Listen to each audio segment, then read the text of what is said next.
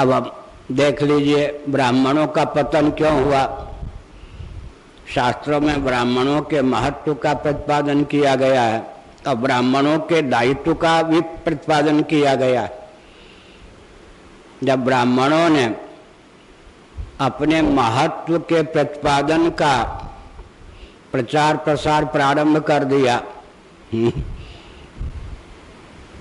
अपनी महिमा के उपभोक्ता ब्राह्मण बन गए और दायित्व के निर्वाहक नहीं बने, ब्राह्मणों का पतन हो गया। यह ध्यान जा रहा है या नहीं? दायित्व के निर्वाह में रुचि नहीं, नगण्य, और महात्म के उपभोक्ता होने में ब्राह्मणों ने मन को लगा दिया। सबका धन सबका मान मुझे चाहिए, पतन हो गया। नारद परिव्राजकोपनिषद और मनुस्मृति में लिखा गया है, ब्राह्मण का जीवन उंगली उठाने योग्य न हो, लेकिन स्वभाव से कोई असज्जन उनका तिरस्कार कर दे, उस तिरस्कार को वो अमृत समझें। सज्जन ब्राह्मण को ब्राह्मण समझकर उनका सम्मान करें तो सम्मान को विष समझें, अपमान को अमृत, सम्मान को विष समझें। ये ब्राह्मणों का धर्म है। लेकिन सम्मान को अमृत, अपमान को विष समझने लग गए। सम्मान करने वाले व्यक्तियों से साठगांठ करने लग गए और अपने दायित्व से सुदूर हो गए। ब्राह्मणों का पतन हो गया। अब सन्यासियों के लिए लिखा, दंडक ग्रहण मात्र से नर नारायण बन जाते हैं। सन्यास का बहुत महत्व है। उसमें भी चरम वर्ण चरम आश्रम हो, ब्राह्मण वर्ण हो और ब्राह्मण वर्ण होता हुआ सन्यास आश्रम हो, चरम वर्ण चरम आश्रम हो। अब सन्यास के उपभोक्ता बन गए सन्यासी।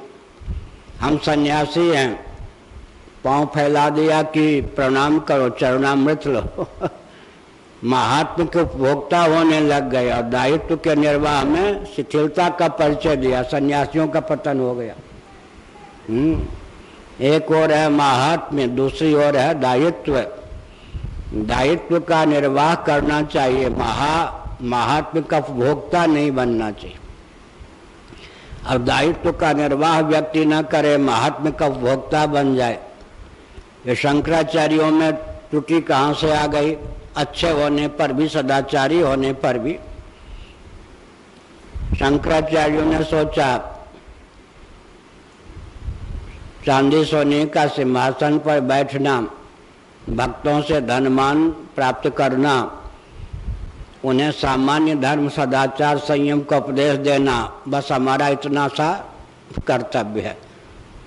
बस धर्म नियंत्रित, पक्षपात विहीन, शोषण विनिर्मुक्त, सर्वहितप्रद सनातन शासन तंत्र की स्थापना करना और बनाए रखना हमारा दायित्व है।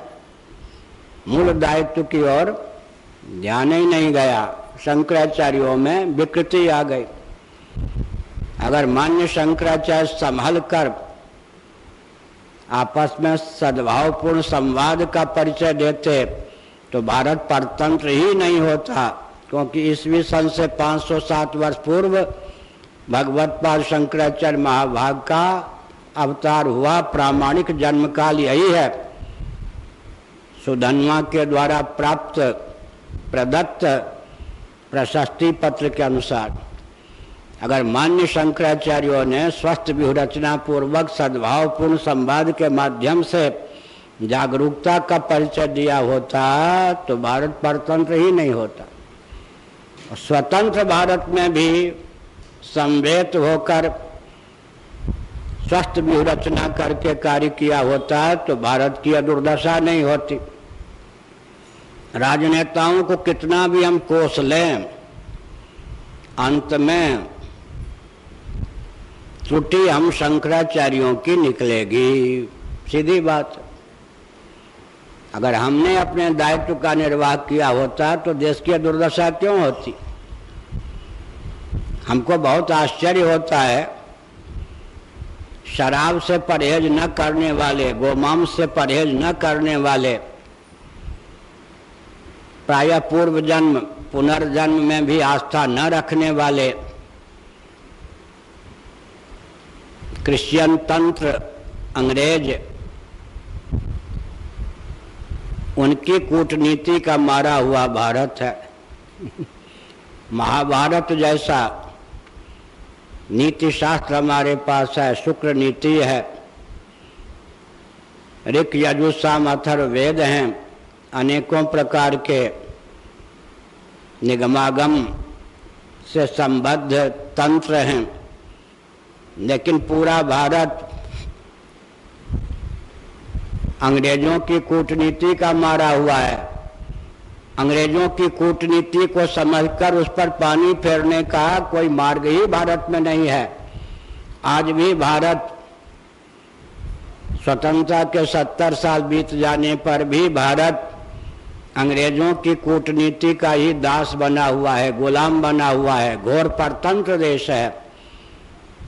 कहाँ हम पूर्व जन्म पुनर्जन्म को मानने वाले, भगवान को जगत का भिन्न निमित्तोपादान कारण मानने वाले, आत्मा की ब्रह्मरूपता को स्वीकार करने वाले, जगत को चिदाश्रित चिद्विलास चिद्विवर्त चिन्मय चिन्मात्र जानने वाले, और कहाँ मद्य आदि से परहेज न रखने वाले अंग्रेज। उनकी कूटनीति को समझने और उस पर पानी फेरने की क्षमता स्वतंत्र भारत में भी नहीं है। इसका अर्थ क्या हुआ? प्रमाद की पराकाष्ठा। तो मैंने बताया, महात्म्य का उपभोक्ता जो बन जाता है और दायित्व के निर्वाह में जो प्रमाद का परिचय देता है, उसका पतन होता है।